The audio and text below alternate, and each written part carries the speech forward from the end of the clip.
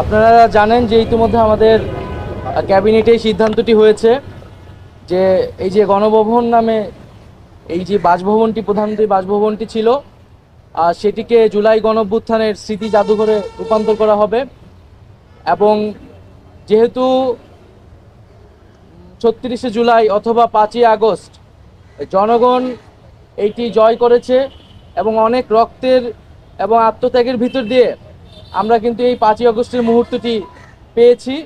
ফলে সেটি জনগণের জন্য উন্মুক্ত করে দেওয়া এবং জনগণের বিজয়কে ধারণ করে রাখার উদ্দেশ্যেই এই এই গণভবনকে জাদুঘরে পরিণত করা হবে।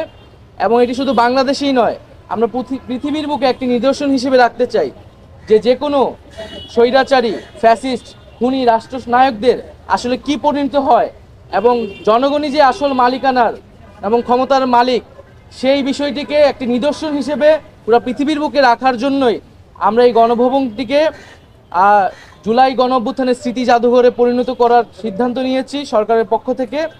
এবং সেই উদ্দেশ্যে আজকে আমাদের প্রাথমিক ভিজিট ছিল, যেখানে আমরা এখানে যারা দায়িত্বরত আছেন গণপূর্ত এবং স্থাপত্য বিভাগের দায়িত্বশীল, তাদের সাথে কথা বলেছি, তাদের থেকে আমরা প্রাথমিক পরামর্শ নিয়েছি এবং আমাদের আকাঙ্ক্ষাগুলো বলেছি যে আমরা কিভাবে দেখতে চাই।